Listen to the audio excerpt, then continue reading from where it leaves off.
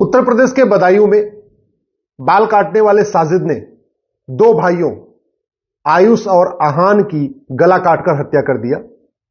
जब तीसरा भाई पीयूष उसको बचाने आया तो पीयूष पे भी हमला कर दिया, वो भी लहूलुहान है और हॉस्पिटल में भर्ती।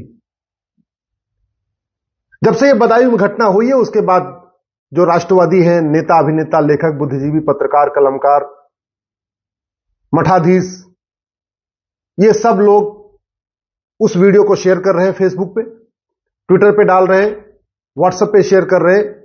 कुछ लोग कह रहे हैं जागो हिंदू, जागो हिंदुओं इकट्ठा हो जाओ, हिंदुओं इकट्ठा हो जाओ। और जो गांधीवादी, अंबेडकरवादी, साम्यवादी, लोहियावादी, समाजवादी, सेकुलर, लिबरल नेता, अभिनेता, लेखक, बुद्धिजीवी, पत्रकार, कलमकार हैं, वो शांत होकर बैठे हुए।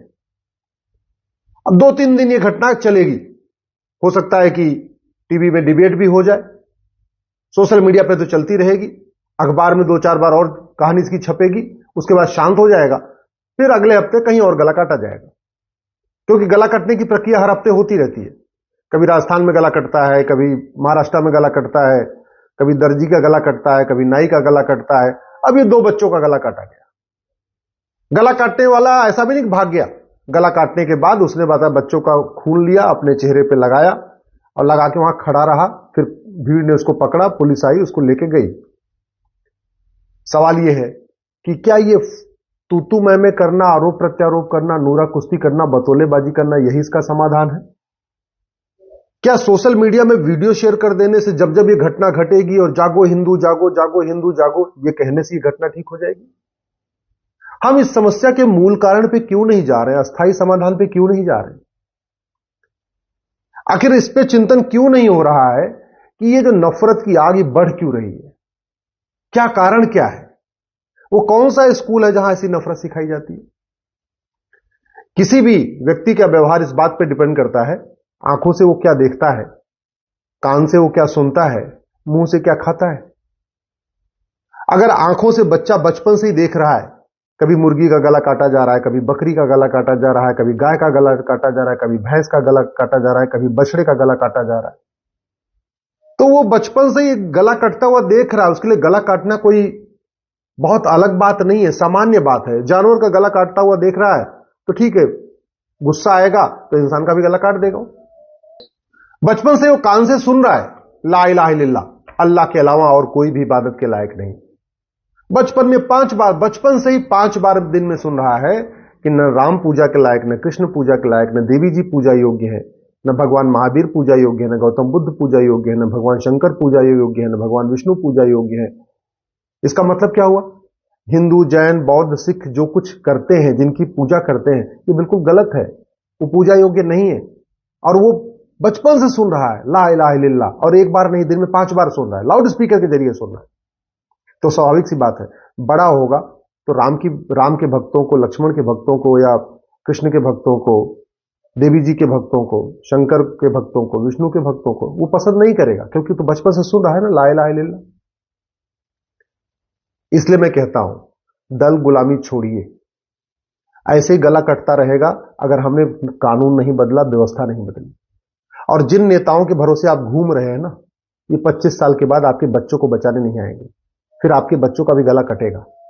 ये जिन लेखकों के, बुद्धिजीवियों के, पत्रकारों के, कलमकारों के भरोसे आप घूम रहे हैं ना, जिन न्यूज एंकरों के भरोसे आप घूम रहे हैं, जिन मठाधीश के और महामंडलेश्वर के कथावाचकों के भरोसे आप घूम रहे हैं, ये 25 साल के बाद आपके बच्चों को बचाने नहीं आएंगे। आपके बच्चों का भविष्य केवल और केवल आज का कानून बचा सकता है, बस। ये जिनके साथ आप घूम रहे हैं, जिनको आप देख रहे हैं, ये 25 साल के बाद सब रिटायर होकर अपने अपने घर में होंगे। आप भी अपने घर में होंगे, लेकिन जिनकी आप जय जयकार कर रहे हैं, ये भी अपने घर में होंगे। और ये भी ध्यान रखिएगा, तू मैं करने से, आरोप प्रत्यारोप करने से, सड़क पे रैली निकालने से, सड़क पे मसाल जुलूस निकालने से, थाने को घेर लेने से और शक्ति प्रदर्शन कर देने से इसमें कोई कमी नहीं आएगी। चीन में आखिर गला क्यों नहीं कटता? सिंगापुर में गला क्यों नहीं काटा जाता? कोरिया में किसी का गला क्यों नहीं कटता? जापान में किसी का गला क्यों नहीं कटता? जब तक इस बात पे इसको हम नहीं सोचेंगे ना, तब तक इस समस्या का समाधान नहीं निकलेगा। इस जिहाद, मजहबी उन्माद का सबसे पहले हमें ये जो विशेष स्कूल चल रहे हैं इनको बंद करना पड़ेगा। ये नफरत सिखाने वाले जो स्कूल चल रहे हैं ना, इनको बंद करना पड़ेगा, जहां सिखाया जाता है ला इलाहा इल्लल्लाह, अल्लाह के अलावा दूसरा कोई इबादत के लायक नहीं। मदरसों में वसुधैव कुटुंबकम नहीं सिखाया जाता, मदरसों में सर्व मंगल मांगल्य नहीं सिखाया जाता, मदरसों में नारी तू नारायणी नहीं सिखाया जाता, मदरसों में सबका साथ सबका विकास नहीं सिखाया जाता। वहां केवल एक बात सिखाई जाती है, ला इलाहा इल्लल्लाह, अल्लाह के अलावा दूसरा कोई इबादत के लायक नहीं। तो इससे नफरत, उससे बच्चे के मन में नफरत फैलती है। मदरसों को बंद करना पड़ेगा और कम से कम 10वीं तक समान शिक्षा लागू करना पड़ेगा, one nation one syllabus, one nation one करके। और 10वीं तक भारतीय शिक्षा व्यवस्था लागू करना पड़ेगा, गुरुकुल वैदिक शिक्षा व्यवस्था लागू करना पड़ेगा। सभी बच्चों को आपको वेद पढ़ाना पड़ेगा, वाल्मीकि रामायण पढ़ाना पड़ेगा, रामचरितमानस पढ़ाना पड़ेगा, आपको भगवत गीता पढ़ानी पड़ेगी, कर्मयोग, भक्ति योग, राजयोग पढ़ाना पड़ेगा, अष्टांग योग पढ़ाना पड़ेगा, यम नियम सिखाना पड़ेगा, आसन प्राणायाम सिखाना पड़ेगा, योग सबको कराना पड़ेगा।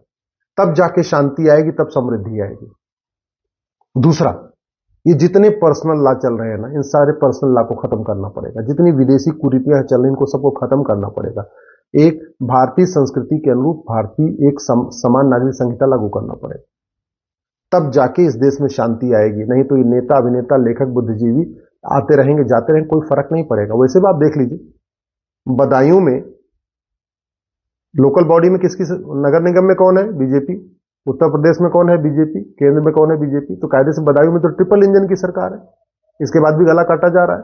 इसका मतलब सांसद विधायक बदलने से, मुख्यमंत्री प्रधानमंत्री बदलने से समस्या का समाधान नहीं है। समस्या का समाधान कानून से होगा।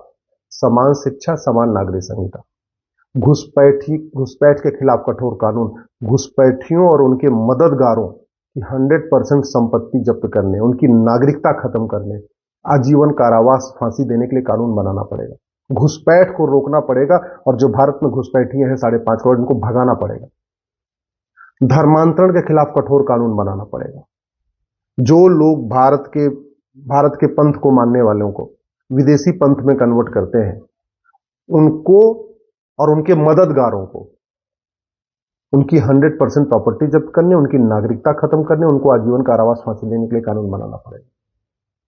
समान शिक्षा, समान नागरिक संहिता, घुसपैठ नियंत्रण, धर्मांतरण नियंत्रण के साथ जनसंख्या नियंत्रण करना पड़ेगा। भाई वो तो 2 बच्चे थे ना, आयुष और आहान, मार दिए गए। तीसरा भाई, एक भाई बचा हुआ है बस। और दूसरी तरफ साजिद, वो मर भी गया तो क्या हुआ? वो तो 12 भाई बहन थे, 11 तो बचे हुए ना, उनकी जनसंख्या तो बढ़ रही है।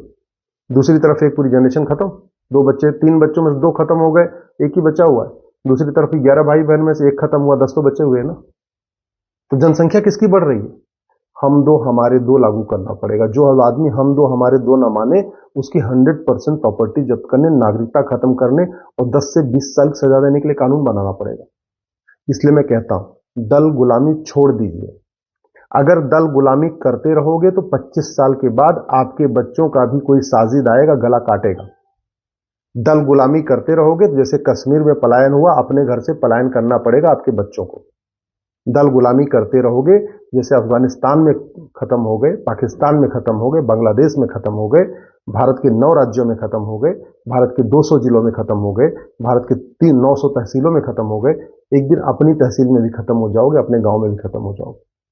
अगर चाहते हो बच्चों का भविष्य सुरक्षित रहे, सनातन संस्कृति ऐसे बढ़ती रहे, जितनी है उतनी बरकरार रहे, डेमोग्राफी अब न बदले, तो समान शिक्षा, समान नागरिक संहिता, घुसपैठ नियंत्रण, धर्मांतरण नियंत्रण, जनसंख्या नियंत्रण करने की मांग करो। ये 5 कानून ही सनातन संस्कृति को बचा पाएंगे। ये 5 कानून ही सनातन धर्म को बचाएंगे।